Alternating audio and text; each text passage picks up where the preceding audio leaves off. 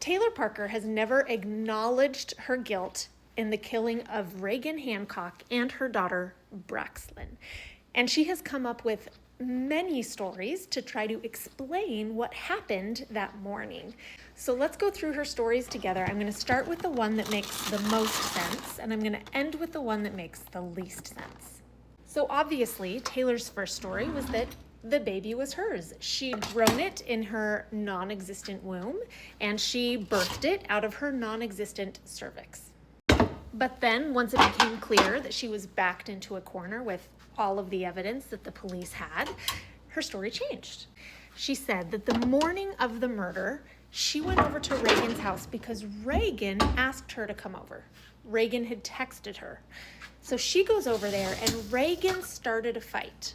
Reagan called her a very mean word. Taylor couldn't even remember what it was because it was just not a big deal. And then after that, Reagan is the one that started getting physical. And she was backing further into the house, pulling Taylor with her, looking for anything she could to make this a physical fight. And poor Taylor was getting dragged into Reagan's house and getting dragged into this brawl. And at some point during this fight, Reagan grabs a knife and then she stabs herself, and then she falls and she hits her head on that jar of sand that we've all seen pictures of. And it's at this point she realizes she's going to die. And then her mood completely changes and she asks Taylor to please cut Braxlyn out of her stomach and save her. Not out of her stomach, but you know what I mean. Now, once in prison, Taylor told a couple different stories to a couple different people. So the one she told to a friend named Hannah is that Reagan actually knew that Taylor wasn't pregnant, but she had agreed to help Taylor by pretending to be a nurse and calling Wade to tell him that Taylor had come in and that the baby was born stillborn. But everything went wrong because when Taylor went to Reagan's house that morning to follow through with the plan, Reagan had changed her mind. And so Taylor got angry, got upset, started fighting with her, and then killed her out of anger and rage and passion.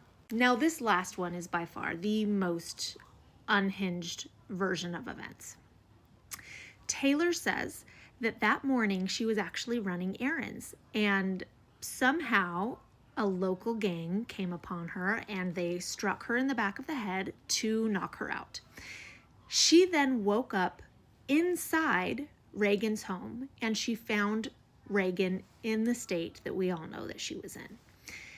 And it was Reagan that then asked Taylor to please help her by cutting the child out. And Taylor, being the hero that she is, remembered, oh, I have a scalpel in my car. Let me go get it.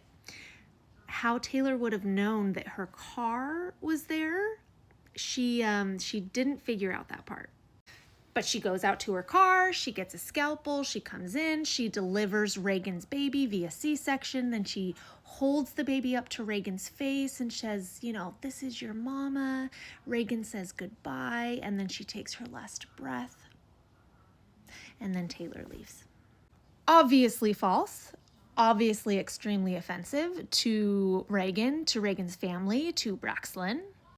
And right up until she went to trial, she was scheming from within the prison to try to get out of everything. She worked with a few other people that she had been able to manipulate, and she had crafted a plan for all of them once they got out to go and plant evidence across town so that they could find that evidence that would exonerate her and blame it on someone totally random and different that might have happened to be there that morning. So